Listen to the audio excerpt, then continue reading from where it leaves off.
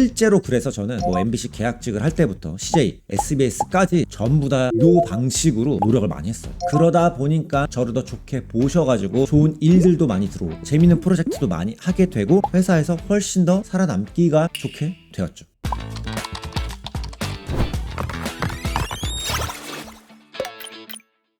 오늘 또 옛날 얘기 준비하셨다고 하는데 뭔 옛날 얘기다 참나. 자, 오늘은 제가 모션 그래픽 디자이너로서 지금은 독립을 했지만 사실 저는 나름 회사를 잘 다녔었다고 생각을 하거든요. 한 번도 공백기 없이 이직에 성공을 했었고요. 그런데 사실 이 안에서 회사에서 이렇게 이직도 잘하고 잘 살아남았던 방법에는 저만의 노하우, 비법, 규칙이 있었습니다. 여러분들 요즘에 퇴사하시는 분들 많지만 또 직장에 남아 계신 분들도 많으니까 제가 정말 혼자 고이 간직해 오던 다른 유튜브 채널에서 하는 뻔한 얘기 말고 그 비법, 규칙 조금 풀어드릴게요.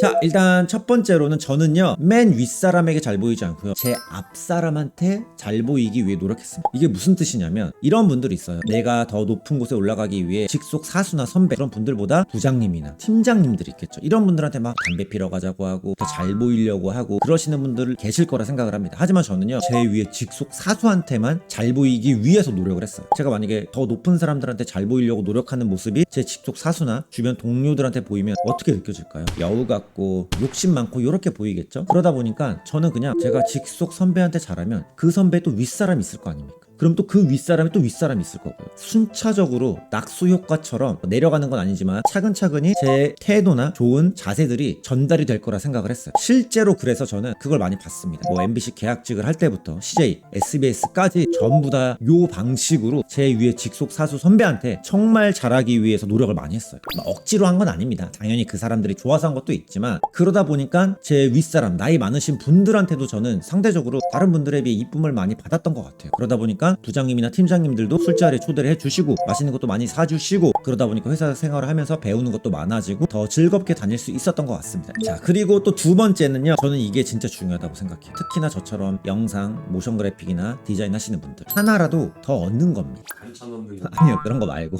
깻잎 얹어주고 이런 거. 저는 모션 그래픽 디자이너인데 어떤 프로젝트나 혹은 외주 같은 걸 맡게 되면요 정말 시킨 것만 하지 않으려고 노력했어요. 하나라도 두 개라도 더 얹어서 결과물을 전달했습니다. 그러니까 제가 오프라인 클래스를 운영하고 있잖아요. 그렇게 나가고 있죠, 맞죠? 모션 그래픽과 포토샵 클래스. 그런데 과제를 내드려도 하나만 해오는 게 아니라 뭐 5개, 10개 그 이상으로 해오시는 분들이 있습니다. 그러면 어쩔 수 없어요. 사람은요 이성적인 판단만 하는 게 아니잖아요. 감정을 가지고 있다 보니까 저도 모르게 감정이 가게 됩니다. 이 사람의 태도도 굉장히 좋아 보이고요. 이건 잘하고 해 못하고 해 문제가 아니에요. 그냥 자세나 태도의 문제 이런 것들이거든요. 그래서 사실 저도 어떠한 프로젝트를 맡았을 때 최대한 시킨 것 그 이상으로 보이지 않는 부분이라도 챙기면서 물론 그걸 얘기를 해야겠죠. 아, 제가 이런 부분까지 작업을 좀 해봤습니다. 이런 식으로 하잖아요. 정말 싫어하는 분들 한 명도 없었습니다. 그러다 보니까 좋은 일들도 많이 들어오고 재밌는 프로젝트도 많이 하게 되고 훨씬 더 살아남기가 좋게 되었죠. 세 번째로는 항상 막내처럼 행동하기. 막 막내라고 잉잉잉 뭐 이런 게 아니라요 연차가 쌓여도 늘 막내 같은 태도를 유지하라는 겁니다. 약간 단적인 예로 회사에서 업무만 하는 게 아니라 다 같이 뭐 밥도 먹고 얘기도 하고 다양하게 하잖아요. 밥을 먹으러 갈 때도요 아무리 후배가 있어도 제가 숟가락을 놓고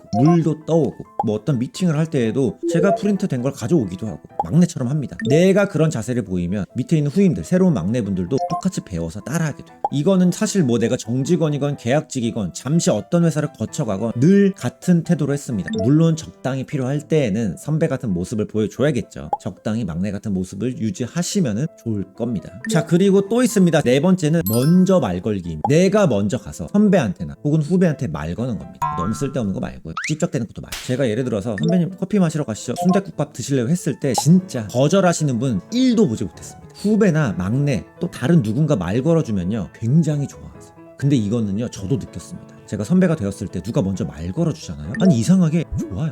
내가 뭐 그렇게 나쁜 선배는 아니구나, 잘못 살지 않았구나, 약간 이런 감정을 느낀다 할까? 좀 그러다 보니까 확실히 기분이 좋아지더라고요. 그래서 먼저 말 거는 습관을 가지시면 좋아요. 그게 뭐 부장님이건 나이가 많으신 분들이건 누구건 간에 이건 진짜 연습 많이 해보셔야 됩니다. 정말 이런 것들이 사회생활을 하게 되면서 분위기를 부드럽게 만들고 편안하게 만들고 그러니까 당연히 회사 생활이 좋았고 즐거웠던 것 같아요. 자, 그리고 다섯 번째, 내가 실수나 어떤 잘못을 저질렀을 때는요 무조건 사과합니다. 사실 저도요 유튜브에서는 항상 좋아 보이고 이러지만 저도 그냥 하나의 인간입니다. 제가 싫어하는 사람도 있었고 저도 욱하는 경우가 있었고 반대로 저를 싫어하는 사람도 굉장히 많았습니다. 이런 것처럼 저도 회사 생활을 하다가 어떤 것 것들 때문에 불합리하다, 기분 나쁘다 이런 경우가 있었습니다. 저는 이럴 때 약간 좀 대드는 성격이었어요. 그러다 보니까 잘못도 하고 상대방을 기분 나쁘게 하고 이런 적이 있습니다. 그런데 저는 내가 상대방을 기분 나쁘게 해서 분명히 상대가 기분 나빠할 것 같다라고 느끼는 순간 진짜 하루를 넘기지 않게 노력을 하면서 그날 당장 가서 사과를 합니다. 아까 제가 너무 죄송했던 것 같습니다. 정말 진심을 담아서 공손하게 말씀을 드리면요, 거의 다 사과를 받아주시고 다시 사이가 좋아지는 경우들이 굉장히 많았어요. 약간 그런 거 있어요, 여러분들. 내가 상대방을 기분 나쁘게 했을 때 모를 수 있잖아요. 아, 이게 진짜 기분 나빴을지 모를 수 있는데 실제로 짝사랑이랑 비슷합니다. 여러분들, 내가 어떤 여자나 어떤 남자를 짝사랑하면요, 일반적으로 그 사람도 그걸 알 겁니다. 그러니까 사람들은요, 어떤 행동을 하면은 은연중에 그걸 다 알고 느끼고 있습니다. 그래서 만약에 본인이 어떤 잘못을 했을 때 내 잘못 때문에 뭔가 분위기가 안 좋아지거나 좀 그런 느낌이 든다? 그건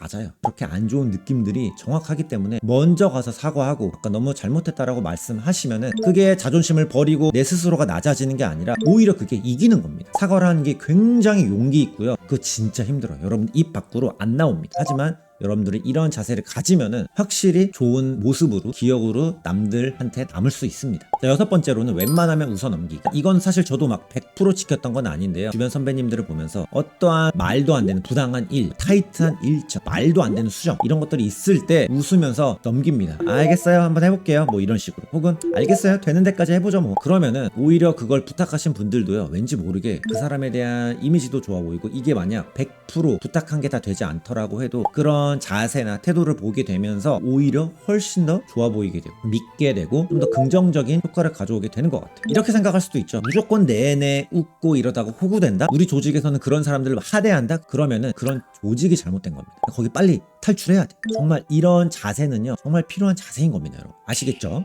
자, 마지막으로 제가 살아남았던 비법, 목표를 향한 끊임없는 집착이었어요. 사실 요즘처럼 앱이나 유튜브가 없던 시절이었거든요, 제가 회사를 다닐 때에는. 그래서 저는 더 높은 곳을, 더 좋은 회사를 가기 위해서 진짜 거의 매일매일 한 번씩 채용 사이트에 들어가 봤습니다. 그래서 제 주변 사람들한테도 제가 채용 정보를 가장 먼저 퍼뜨리기도 했습니다. 그렇게 집착하고 목표를 갖다 보니까 저도 모르게 결국에는 거기까지 올라가더라고요. 이 얘기 책에 되게 많이 나와 있죠. 목표를 가져라. 그러면 거기까지 도달할 것이다. 근데 그게 어느 정도는 맞는 말이긴 하더라고요. 그래서 여러분들도 그냥 아무 생각 없이 작업만 하고 이러시는 것보다는 어느 정도 목표를 잡고 나아가시면은 회사 생활에서 살아남고 더 좋은 곳으로 가는데 도움이 될 거라 생각을 합니다.